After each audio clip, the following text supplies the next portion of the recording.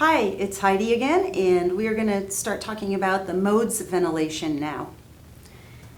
There are multiple modes of ventilation, and I'm going to talk about the most common modes of ventilation that you'll be using. The modes are the control modes, SIMV, and pressure support ventilation. Control ventilation and the control modes are when every breath that you take and every part of that breath are fully supported by the ventilator. Even the spontaneous breaths are fully supported by the ventilator. So think of the control as you are in control. You're in full control of that patient's every breath. There are different ways of ventilating patients in control modes. The first is volume control. And from our previous session, we learned that I can set a volume, and depending on my compliance, it's going to take so much pressure to push in that volume. That's volume control. So in volume control, I'm going to set a tidal volume. I'm not going to set a pressure. The ventilator is going to do that. It's going to give me my volume. I'm going to set a respiratory rate. I have to tell it how many times a minute to breathe for you. And of course, we have to give it some FiO2 and some PEEP. Pressure support.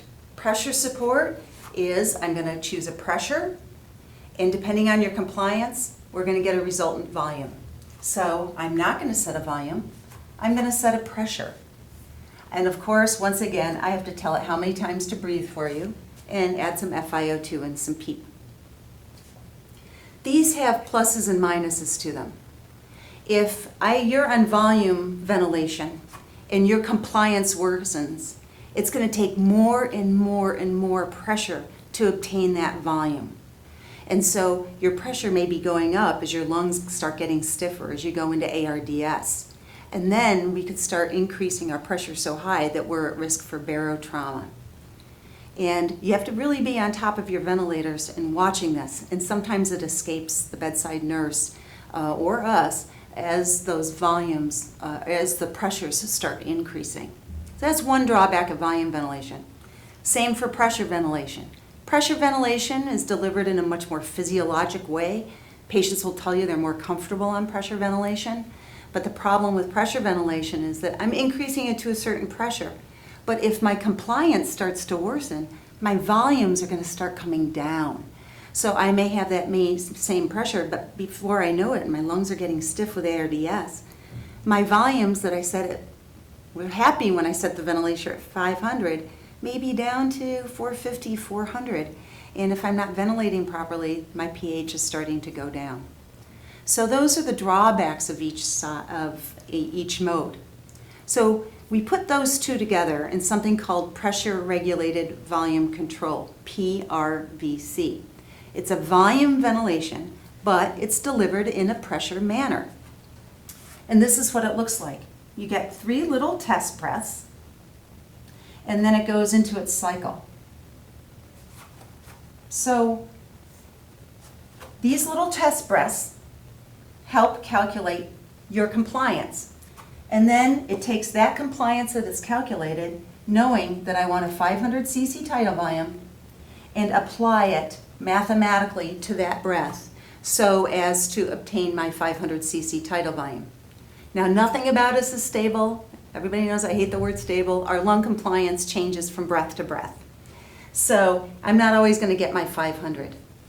I'm going to calculate the compliance from this breath, and then it applies to this breath. But since my compliance changes a little bit, this one might be 492.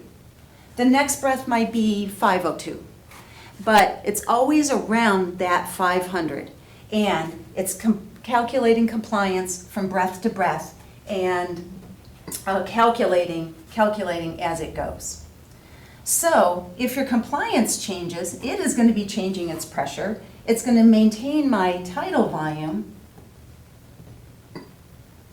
and I can see what my volumes are doing and my pressure is doing at the same time.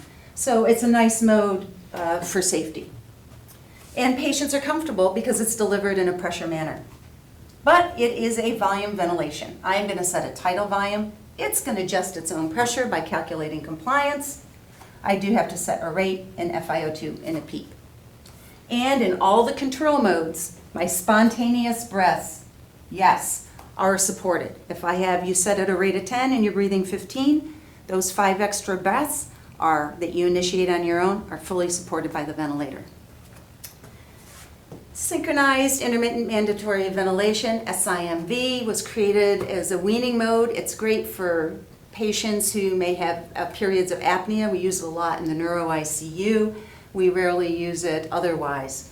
But just to go over it with you is that it gives you a mandatory amount of breaths per minute, but it does not support your spontaneous breaths. So it was initially created as a weaning mode.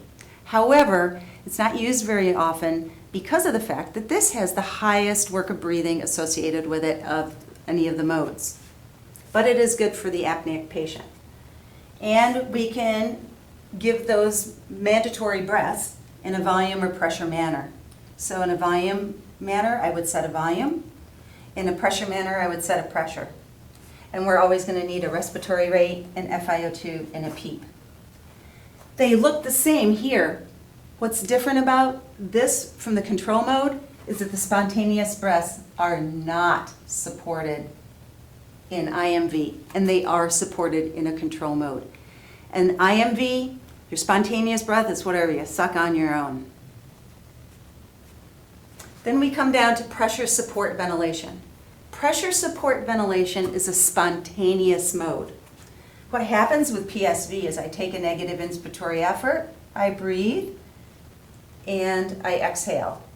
The ventilator senses my negative inspiratory effort, and it kicks in until I plateau. So I get a little pressure there, a little as I breathe in.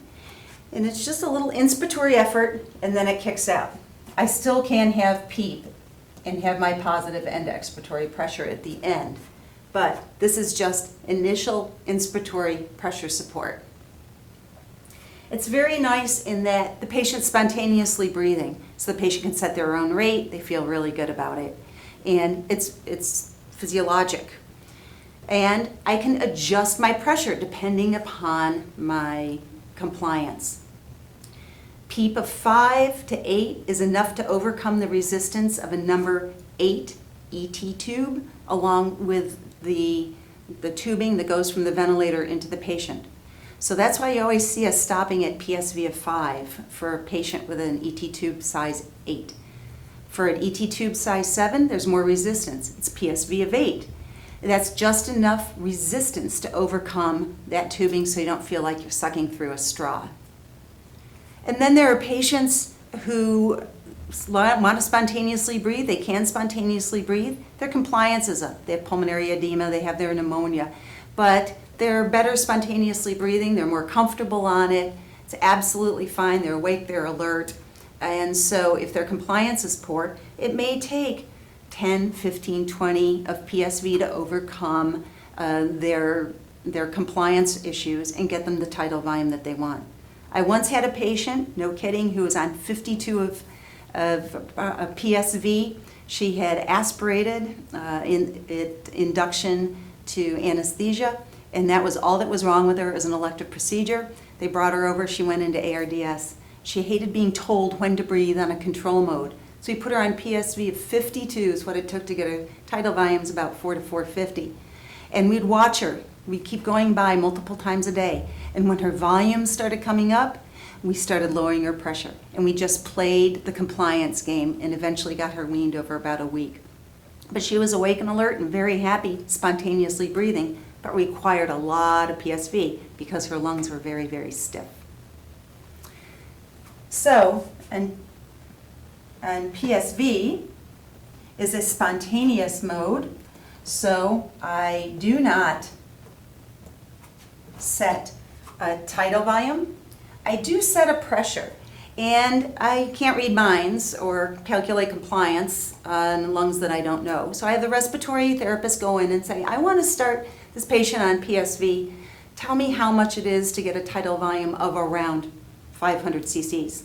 And the respiratory therapist will come out and tell me what the pressure is, and I'll put that in the orders. There is no respiratory rate because it's a spontaneous mode. And I do need FiO2 and I can use PEEP. So that's my spontaneous mode for ventilation. We will always keep some PSV on patients who are spontaneously breathing, and this is what they will be on just prior to extubation. I will also, if I ever have a patient on an IMV, add a little PSV to it to support their spontaneous breaths so that they don't feel like they're breathing through a straw. Next, we're going to talk about how do we get the numbers and fill this in with the proper numbers.